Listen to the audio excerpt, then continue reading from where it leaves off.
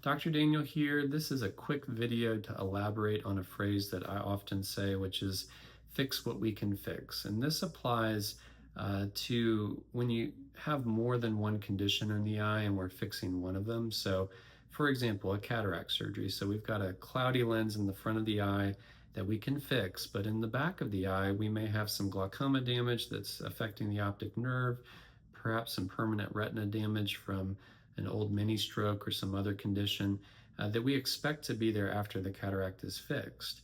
And so we don't really know what the vision can get to until we fix and optimize the things that we can, and then we're going to bump up against these other conditions that might have some permanent deficits. So we can fix a cataract, for example. We can treat dry eye. We can check a glasses prescription. We can fix the scar tissue that develops on the back of a lens after cataract surgery.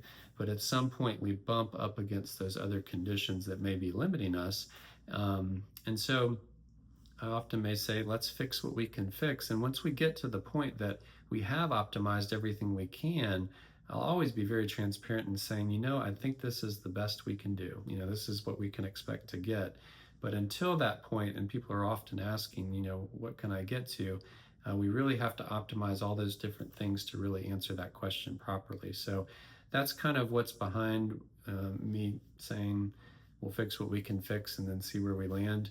But this is an incredibly important concept, especially for the advanced glaucoma patients I work on.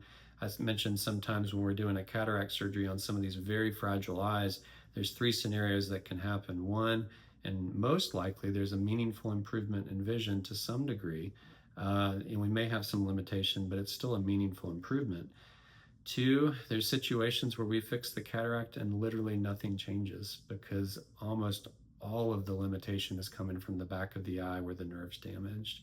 And then three, which is an unfortunate situation, but these procedures carry some risk. There's a very small chance something could get worse with any surgery. And so there's a chance that while we're trying to make something better, something actually gets worse on us, but that's actually a very low risk. And I'll give you those numbers for any given procedure. But again, that's an overview on just multiple conditions in the eye, keeping that in mind as we proceed.